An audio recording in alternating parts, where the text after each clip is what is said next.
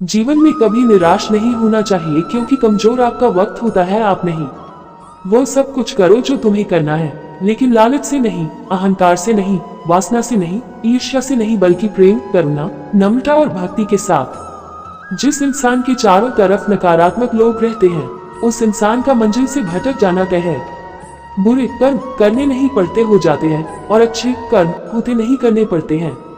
राधा ने श्री कृष्ण से पूछा, प्यार का असली मतलब क्या होता है? श्री कृष्णा ने हंसकर कहा, जहाँ मतलब होता है वहाँ प्यार ही कहा होता है। जीवन में कभी मौका मिले तो किसी के लिए सारथी बनना स्वार्थी नहीं। असली खुशी की कुंजी यही है कि अपने मन से इच्छाओं के बोझ को हल्का कर दो। अपना दिल अपने काम पर लगाओ, इसके इनाम या परिणाम पर नहीं। अगर आप किसी को छोटा देख रहे हो तो आप उसे या तो दूर से देख रहे हो, या तो अपने भीतर के अहंकार से। युद्ध हो या जीवन, सफलता केवल 3 शस्त्रों से प्राप्त होती है, धर्म, धैर्य और साहस। वो सब कुछ करो जो तुम्हें करना है, लेकिन लालच, अहंकार, वासना या ईर्ष्या से नहीं, बल्कि प्रेम, करुणा, नम्रता और भक्ति से। जो कुछ हुआ अच्छे के लिए हुआ, जो हो रहा है अच्छे के लिए हो रहा है, जो होगा वह भी अच्छे के लिए ही होगा। जिस इंसान के चारों तरफ नकारात्मक लोग रहते हैं, उस इंसान का मंजिल से भटक जाना तय है। अपने अनिवार्य कर्तव्य का पालन करें, क्योंकि क्रिया वास्तव में निष्क्रियता से बेहतर है। कल की फिक्र मत करो, जिस ईश्वर ने आज तक संभाला है वह आगे भी संभाल लेगा।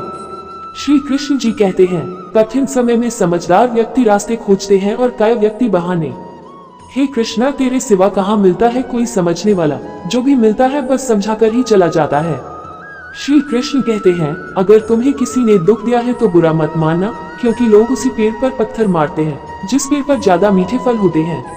अहंकार तब उत्पन्न होता है जब हम भूल जाते हैं कि प्रशंसा हमारी नहीं, हमारे गुणों की जा रही है। जो मन को नियंत्रित नहीं करते, मन उन्हें नियंत्रित कर लेता है और उनके लिए वह शत्रु के समान कार्य करता है। गीता में लिखा है, किसी के बुरे वक्त में कभी मत हंसना, क्योंकि ये बुरा वक्त चेहरे याद रखता है। जिससे प्रेम करते हो उसे समझने की कोशिश करो, परखने की नहीं।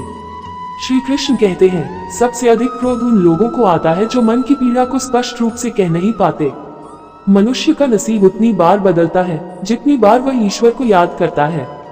गीता में श्री कृष्ण कहते हैं कि मनुष्य को कभी भी अहंकार नहीं करना चाहिए। अहंकार मनुष्य से वह सब करवाता है जो उसके लिए सही नहीं है।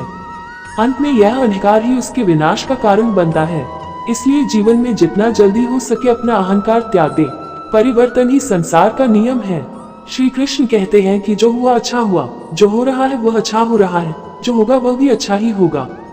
तुम्हारा क्या गया जो तुम रोते हो? तुम क्या लाए थे जो तुमने खो दिया? तुमने क्या पैदा किया था जो नष्ट हो गया? तुमने जो लिया यहीं से लिया, जो दिया यहीं पर दिया। जो आज तुम्हारा है कल किसी और का था, परसों किसी और का हो जाएगा।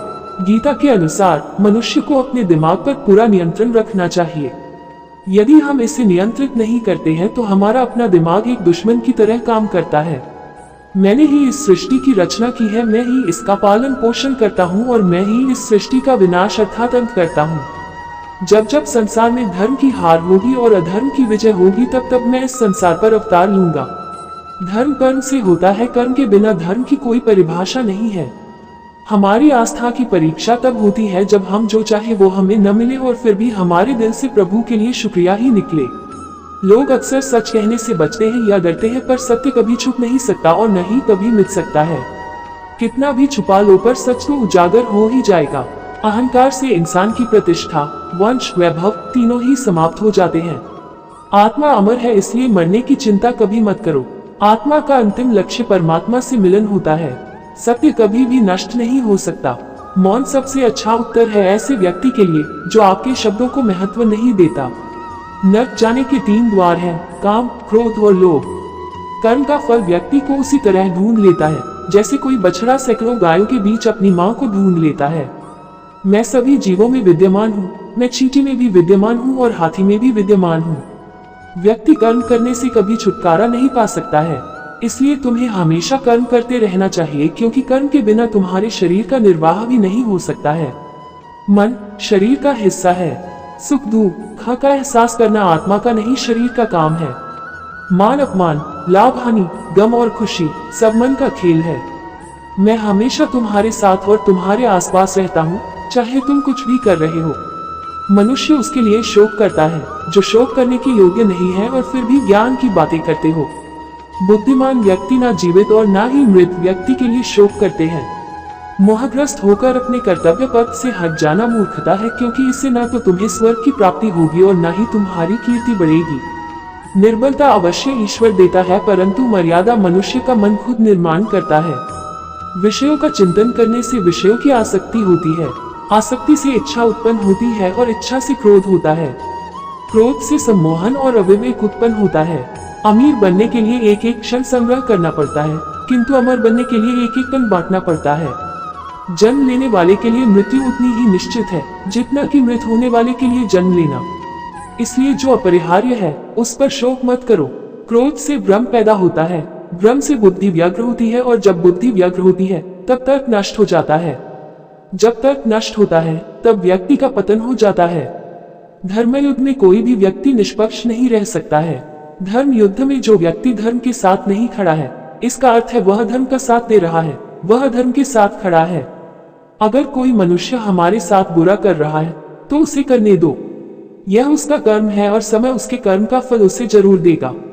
लेकिन हमें कभी भी किसी के साथ बुरा नहीं करना चाहिए, क्योंकि यही हमारा धर्म है। इच्छा पूरी नहीं होती तो क्रोध बढ़ता है और इच्छा पूरी होती है तो लोभ बढ़ता है। इसलिए जीवन की हर स्थिति में धैर्य बनाए रखना।